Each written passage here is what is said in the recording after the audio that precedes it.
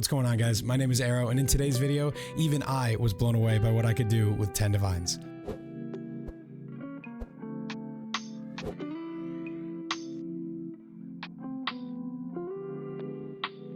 I know Righteous Fire is a meta skill. I know it's well known that it's a good skill, and I didn't want to play it until I felt like I had a fresh take. What I really wanted to do with this build is make a tanky explode mapper. There's the squishy elementalist Righteous Fire build that goes for big explodes, and then there's the tanky Righteous Fire that doesn't really get access to that until you have high investment. But Chieftain for 10 Divines can give you the best of both worlds. Now, I will come out up front and say that the single target damage on this is not good. If you are looking to do bosses, this is the 10 Divine mapping challenge. This is not for you. However, I was able to kill just about all the pinnacle bosses. I did Maven to Uber Elder, Uber Itziri, Eater and Exarch. I was actually able to just stand still and tank everything that the Exarch had, including his slams. This build is super tanky for what it does and for what it costs. The real value of this build is that you can do super juice content like really big expeditions, click the keystone and blow up the entire expedition at once. It is unbelievably satisfying. This build can do completely juiced legions. I farmed a bunch of those on this build. It really can do any mapping content that you throw at it outside of high deli stuff. It's super fast if you want to boss rush with it. If you just want to do alch and go, it's great at that as well. This build really blew me away. I am super happy with how it came out. Righteous Fire is an awesome skill, and when you put it on a chieftain, you really can get everything on a budget outside of uber bosses. So I'm gonna go through how I crafted all the items because a lot of this was self-crafted. It's not that intimidating. You buy a fractured base, you throw some fossils at it, and you're good to go. You don't need a lot to get this going, and the sky's the limit on what you can spend on crafting stuff if you want to take this further. I'll try to include some things in here that you can upgrade as I go through the gear pieces. So what makes this build different? The core idea here was to use Hinakora's Fury, which is the 500% life explode that Chieftain gives you to ignite as many enemies as possible. We scale a bunch of AoE for both our Righteous Fire and our explosions, and then we get almost 100% global ignite chance. So when those big explosions go off, they ignite, unleashing one of the biggest ignites that you can possibly get in this game, and then pro lifts with Fan of Flames. We also use Asenaths to get generic explosions, which also can ignite, because we are converting 90% of our physical damage to fire. Now, normally you wouldn't need any fizz to fire conversion on RF, but in order to get those Asenath explosions fully converted over to fire, we grab those nodes on the tree. Top this off with Herald of Ash, so overkill damage also applies, and there's a lot of overkill damage with the giant explosions. So really the clear on this is absolutely insane. If something dies next to a boss and explodes and ignites the boss is gonna die in an absolute instant. Now, the single target on this build outside of explosions is not very good. It's only a couple million, but if you're playing this build for pure bossing capabilities, you're approaching this all wrong. This build is a map blaster. It can also do things like Guardians fairly well. It's not fast at them, but it's fast through the maps. I did a full form set, including the formed invitation, and easily did that deathless. So as far as defenses go, what are we doing here? We have glancing blows and 68, 64 block and spell block. The idea is we have so much recovery that if we can lower the average incoming damage of a hit, we're going to be able to smooth out our recovery and smooth out the incoming damage and make it less likely for us to die. Glancing blows and all of this block is accessible through Tempest Shield, the 1 point for glancing blows, and 5 points of block and spell block nodes right next to it. We path through the glancing blows area, which is what makes this so easy to achieve. It's not very high investment, but I think it's absolutely worth it. We have way overcapped res because of the Chieftain node. I think I have something in combat like 300 extra fire res and 150 to 200 extra lightning and cold. And the nice thing about that is you can take the altars that give you minus 50, minus 100 res, and you're still well overcapped even for LE weakness. We have an absurd amount of regen, which we will get into, but it is over 4,000 on single target. And then we scale a decent amount of life. I think we have about 5,400 life.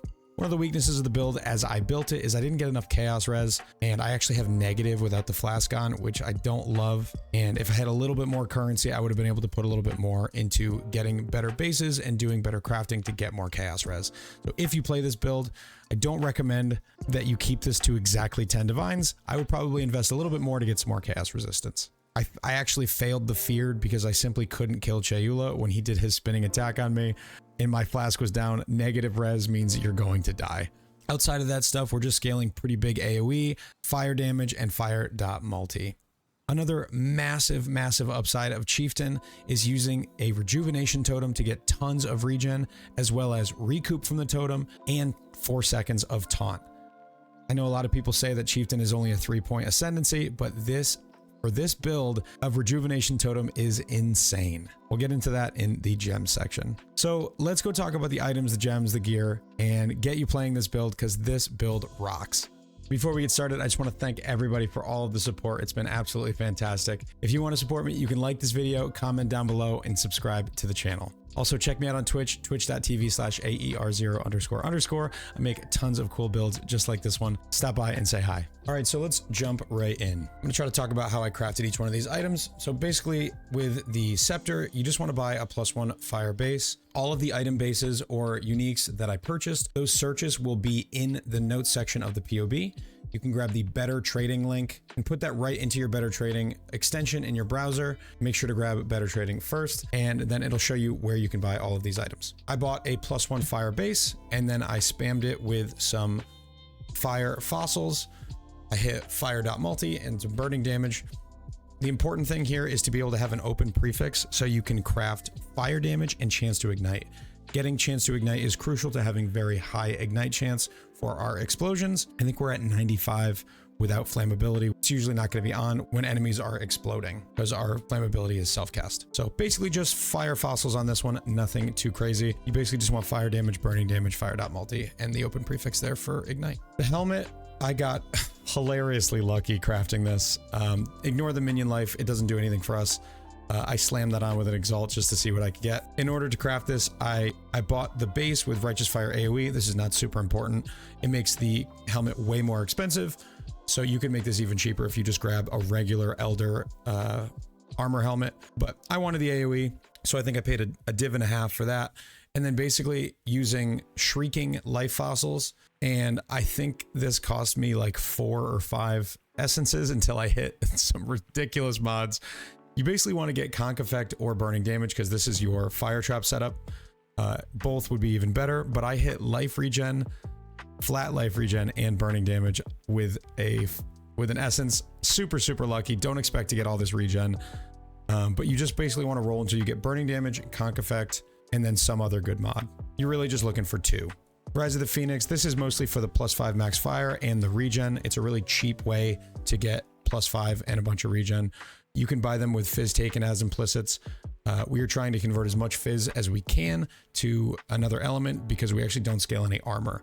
So we get 40% from the chest here, 7% here, and then I think I get a little bit more somewhere else. The amulet is just a +1 fire skill gem. I bought this. I threw some catalysts on it as I really needed dexterity. And this was just the easiest place for me to solve dex. So I rolled it with dex essences. I hit tier 1 life and tier 1 strength relatively quickly. I didn't really need anything else. This would be a nice place to get chaos res. And then I just crafted a minimum frenzy charge. Disciple of the Unyielding is on there to give us endurance charges on kill. Again, help with that fizz damage reduction. Anathema is just giving us intelligence and the ability to get 3 curses.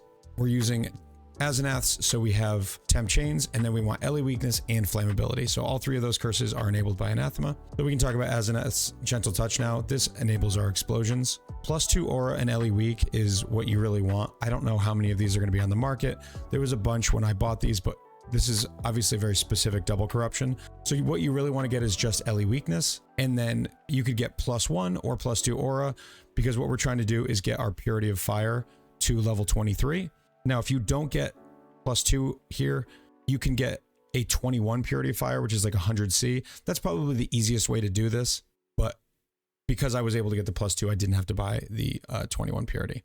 You just care about getting it to level 23 because that will get you one more max res. Our other ring is a Polaric Devastation. The only thing you care about on this is the fire res. It's going to be a little bit more regen for you. The duration of ailments is nice, but it's not super important.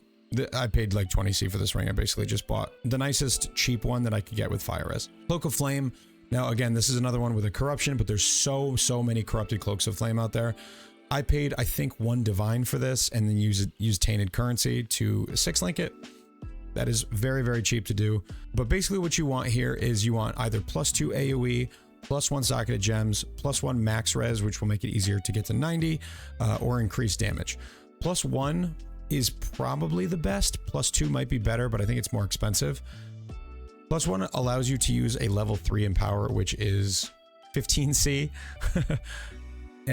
effectively giving you a level 4 Empower. So our Righteous Fire is actually level 30. If you don't get a +1, don't use Empower. You probably want to use like Efficacy instead, I think. For the boots, you buy a Fractured base with life regen. These are super cheap. And then I just used Shrieking Essences for the Chaos res until I hit something, and I got life regen and move speed, and I said, I'm already good, crafted life, and moved on. Then on the implicits, these are important. Just get the lowest level of life regeneration rate, and then the lowest level of Scorched Ground. Scorch gives enemies lowered resistances, which means all you have to do is just run around the boss and it'll put the Scorched Ground on the ground. Since you're not casting anyway, this is very easy to reapply. So as long as you've run over them once every 2 seconds, I just kind of run around in circles. You're going to be good to go. The belt, this was a fun craft. I bought a Hunter influenced leather belt for, I think, 4 chaos. I used 4 catalysts on it for life, which are 7C apiece. So we're now at 32C total for the base. And then I just spammed pristine fossils on this. Those are, I think, about a chaos apiece. And I used maybe 30 until I hit 3 good life mods and just crafted fire and chaos. Because all of our resistances are solved by Chieftain, you don't really have to worry about getting too much stuff on your gear. You can just go for life and life regen. I got pretty lucky with this. I hit tier 1 life, tier 1 max life, but honestly, if you're using those fossils, you're going to hit this stuff a lot. It's only a matter of time before you hit something good. This is not that crazy of a belt, so it's up to you how much you want to spend on that, obviously, but that's what I would recommend as far as crafting. A Hunter Stygian is going to be probably an upgrade over this, but it's going to be more expensive, so I would start with a Hunter leather belt. Okay, the flasks, we are using a ruby flask, less fire damage taken, obviously really nice, and then we have additional elemental resistances, which is just more resist, more overcapped resist, and more regen. We have an armor flask here. We don't really scale much armor because I'm converting a bunch of my fizz to an element. The amount of fizz that's actually coming in is smaller, so armor is more efficient. So we threw that in there instead of a life flask because I never used the life flask. We have an amethyst flask here with regen on it. A movement speed flask with attack speed during effect. This is going to help you shield charge around a little bit faster. And then reduced effective curses and onslaught. All of these are used when charges reach full, so they're up all the time during maps. And then you want ideally gain charges when you're hit because we don't evade any attacks. So we're getting hit pretty often. So that's definitely the best one. It'll actually keep your charges up pretty good on bosses as well. All right, let's go through the gems. We have a flame dash and a self-cast flammability. I actually have my flammability on right click. The reason that we use it so much is because we use a balance of terror, which I think is here.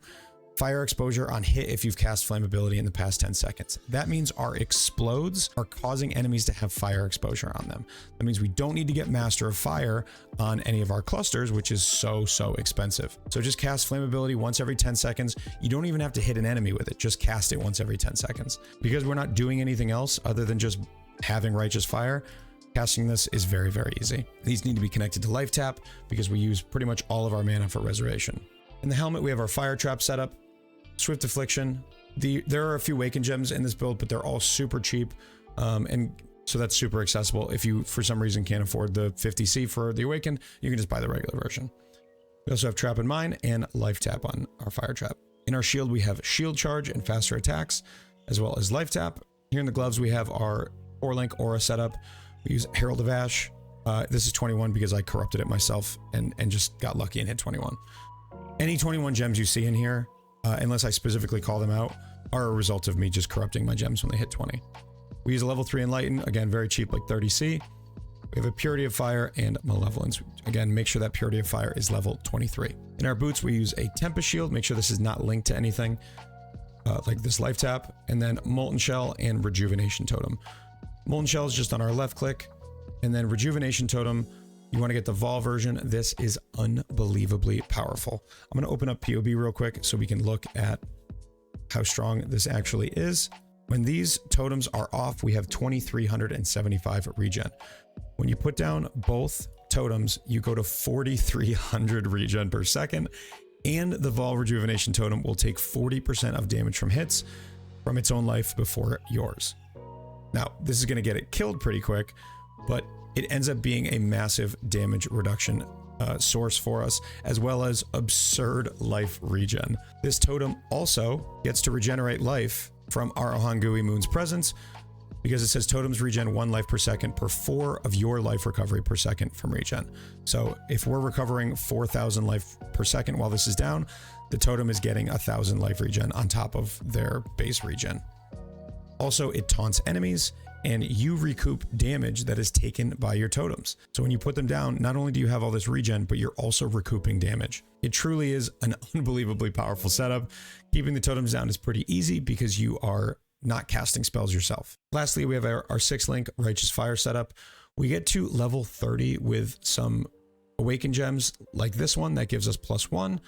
Awakened Burning Damage, also +1. Ellie Focus, I think, is actually a little bit expensive. It's, never mind. Most of these are 1 Divine fully leveled. So if you want to buy them fully leveled, you're going to get all that bonus damage. If you can afford it, I recommend doing that. I have a Life Tap, Swift Affliction, and Empower. As I said earlier, if you do not get the +1, you don't need to go Empower. You can go for Efficacy, but you may just want to check in PoB and see what's the most damage for you. Okay, let's talk about the tree. First, we'll start with the Chieftain Ascendancy. We talked about our Hangui and how strong this is for recovery. Hinakora's Death Fury, we also talked about this. 5% chance to explode, dealing 500% of their max life is fire damage, which can ignite because we get global ignite chance. Thessalio Cleansing Water and Volico Storm's Embrace, well known for allowing you to get all of your resistances solved by just getting fire res. We get some max res down here. We come over here for life and life regen. This is very powerful. We have 1 tattoo in this build. It is this +1 in tattoo. This only applies to your RF. It's not super important. I think the price on these has gone up, so I don't know if I would necessarily recommend doing this if you're on a shoestring budget. But this is the only tattoo in the build. Obviously, you can do a lot of tattooing. It doesn't fit into a 10 Divine budget, but again, I never recommend playing it as a 10 Divine build. It's just to showcase what you can do for 10 Div. So you could get life regen. You could tattoo a lot of the int that's up here, but we're basically just going for fire damage, dot multi. You want to get the global chance to ignite sources like we have on the Breath of Flames wheel. There's some on the Holy Fire wheel. We grab this endurance charge because we have endurance charge on kill. As we said earlier, we convert 90% of our Fizz to Fire from Avatar of Fire and the Fire Mastery. Regen 1 life per second for each 1% uncapped fire res. This is a ridiculous amount of regen for us. We have all of this block that we get from these 6 points that we're taking here. It gets us all the way up to 68 and 64 block. For the clusters, we are using Burning Bright and Doriani's Lesson on this. I'm not actually taking Doriani's Lesson. Just Burning Bright gives us a little AoE and some damage. This is really just to enable our mediums. I rolled this myself. Until you get Burning Bright and something else, or Widespread Destruction, there's a bunch of ones that are good. You just buy a base and spend, I don't know, 30C rolling alterations on it until you hit Burning Bright or something, and you're good. This is not super important. The mediums are more important. First, let's talk about the Fan of Flames jewel. You don't need exposure therapy. I just alt spammed until I hit Fan of Flames, and then I regaled on exposure therapy. This is nice, but it's not the most important thing. Fan of Flames allows your ignites to prolif. You have to have this to make this build function. So just alt spam a base. Don't try to buy these. They're expensive. Craft it yourself. It's very, very easy. And you can spend as much as you want. You can keep regaling until you get something better than exposure therapy, but I would just worry about Fan of Flames. And then this, Towering Threat, Assert Dominance. I put 1 Divine into the cost because these are 1 Divine to buy, but I crafted this. On stream, I did a little crafting session with mediums because crafting medium AoE jewels is incredibly profitable. I made about 20 Divines in 20 minutes by crafting these jewels, trying to hit Assert Dominance and Towering Threat. I've already sold like 8 or 10 of these. Basically, if you hit Towering Threat and most other things, it's going to be good. So you buy some purple juice, you go to the harvest bench, and you reforge life until you hit Towering Threat and something else. Towering Threat Vast Power is very expensive. And then if you hit other good mods like Attributes, Chaos Res, it's going to be worth a lot more. So I would recommend crafting this yourself and make some money in the process, but you can just buy it for 1 divine if you like. And that is pretty much it. Thank you so much for watching. I hope you enjoyed this video, and I hope you play this build. This was phenomenal. I cannot explain to you how good it feels for expeditions to explode the way they do with this build. If you get a little bit unlucky and your big explosion doesn't go off, they might take 2 or 3 explosions before you have a big one and clear the entire expedition, but it really is juicy.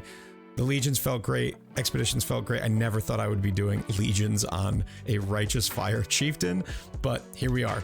If you have any questions on this build, please stop on my Twitch, twitch.tv/AER0___. I'm live almost every single day, including right after this video. If you want to support me, you can like this video, subscribe to the channel, comment down below, or click any of my links down in the description. I have a merch store that I just launched. Get yourself a t-shirt and a mug. You can subscribe to my Patreon or just check out my build list down below. Appreciate each and every one of you. Thank you so much for being along on this journey with me of content creation. I'm having an absolute blast. So thank you so much for watching. And as always, take care.